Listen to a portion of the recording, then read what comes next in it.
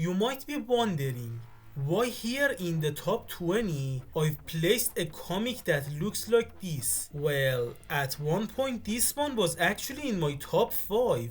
It's because this story has a few ideas that speak directly to my taste, maybe too directly. I realized ranking it this high would have been unfair to the other projects that clearly put in more work. Every project I've mentioned so far was made with love and dedication, but the ones above this one refined their craft more deeply.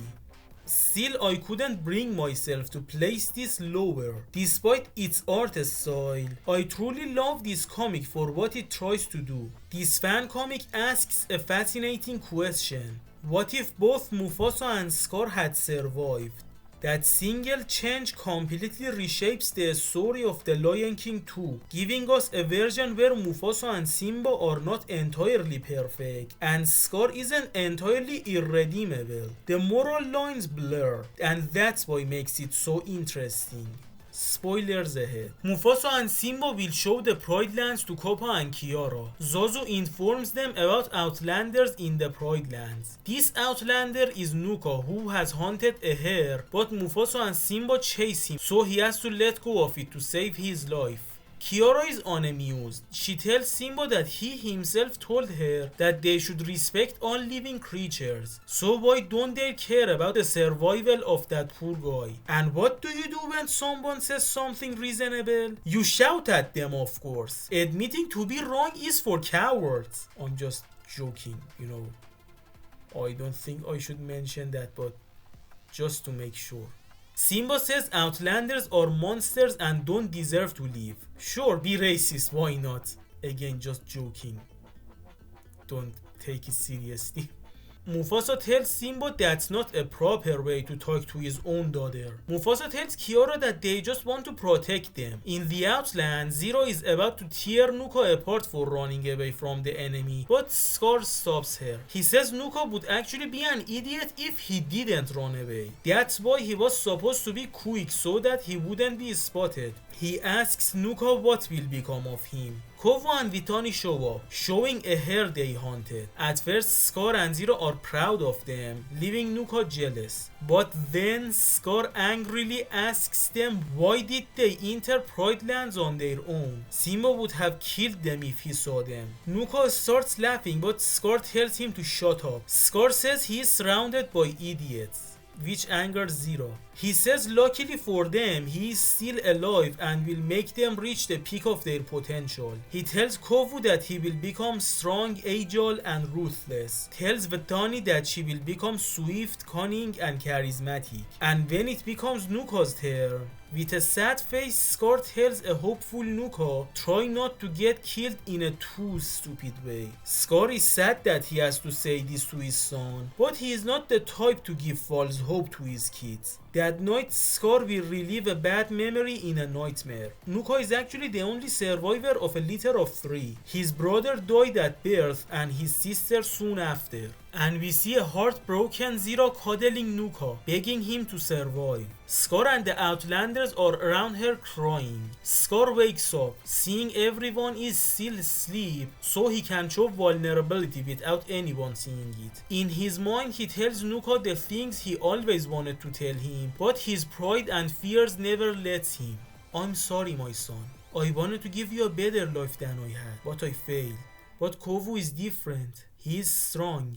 If we help him survive the cubhood, he will grow to be everything we could never be. It is going to be hard for all of us, but eventually he will regain our kingdom. Then it will be his turn to look after you. Yes, my little Nuka, your brother will give you the life you deserve. Life free of pain, hunger and worries. I'll see to it, even if it's the last thing I'll do. This page broke me. It is one of the few moments that is exactly what I wanted to see. A dream come true. I love this version of Scar. Rotten to the core, and yet he's trying his best to be a good father. Koppa and Afua will run away to play. Kiara accidentally meets Nuka, who is trying to hunt in the Pride Lands. He fails and gets knocked out. Kiara doesn't know if she should check on him or not, and I don't know if it was intentional or not, but it's interesting that the angel on her right shoulder is telling her to do evil, and the demon on her left shoulder is telling her to do the right thing. Nuka wakes up and seeing Kiara that close to his face freaks him out in a funny way. Nuka is shocked that Kiara calls him sir. Nobody had ever been that respectful to him before. Nuka realizes his siblings are nowhere to be found. He runs away to find them and Kiara goes with him out of curiosity. Nuka is surprisingly good at tracking when Zero is going to skin him alive. Koppa and Afua will meet Kovu and Vitani and another Outlander cub named Aula. They knock Koppa and Afua out. Aula wants to kill them but Kovu is against it. While they argue, Koppa and Afua wake up and try to run away, but they reach a dead end. Nuka and Kiara find the other cubs who are fighting each other at the moment. A lioness named Shani stops them. She tells Nuka why are they so far into the Pride Lands. Nuka tries to blame his siblings, which makes Shani angrier. Aula says that Shani is Mufasa's daughter, which shocks the Pride Lander cubs. Nuka tells the rest that Shani was banished from the Pride Lands because once she attacked Simba to save him. Vitani tells Shani to kill the Pride Lander cubs because she thinks she hates them now. Shani doesn't do it, so Vitani believes that she is actually spying for Mufasa. Shani drops the facade and attacks Nuka, killing him. Then she pins down Kovu and seemingly goes for the kill, but she doesn't. Kovu wets himself. Nuka gets up, this whole thing being Shani's plan to teach a lesson. Aula is still at it. Shani shouts at her, saying killing is no game. She goes on a monologue and tells them if they lay a hand on a Pride Lander, Mufasa and Simba would kill them. She says the worst thing to happen is for one of them to be the only survivor. The guilt and trauma will make them wish for death all the time. Apparently Scar tried to kill Shani when she was a cub, but Mitu sacrificed himself to save her. Yes, Scar attempted child murder again and this time he didn't fail. The Outlanders leave. Shani brings the Pride Lander cubs up to speed. As a cub, Scar would find it hard to socialize with the other cubs because they would bully him, especially Mufasa, who was heart-wrenchingly harsh on him. Siblings annoying each other is normal, but one day Mufasa bullied Scar to the point that Scar broke down. Something that Mufasa will regret when he grows up, which is the reason Mufasa only banished Scar and didn't kill him. Scar will run away from Mufasa and meet the hyenas. He will start to care about them deeply because they were always kind to him, not realizing their leader is filling his head with lies that will eventually make him hate his own family. Then the events of A Tale of Two Brothers would happen, when after that event his family looked down at him instead of comforting him. It was the nailing on the coffin. In that day he finalized his transformation from Taka to Scar. Scar will execute his plans, but in this fan comic Mufasa survives the fall, Scar not realizing it. Serabi will enter the gorge at night and find Mufasa alive. She will also find Simba in the desert and bring him back to Mufasa in the gorge. The heartwarming reunion of Mufasa, Serabi and Simba is where the story ends for now, as the comic will get cancelled.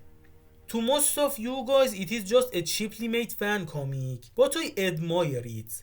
I know not everyone is as talented, but it doesn't mean we should give up. Even if you don't improve, at least you would know that you tried. The artist of this comic told the story they wanted to tell, and I respect that courage. We all start from somewhere after all.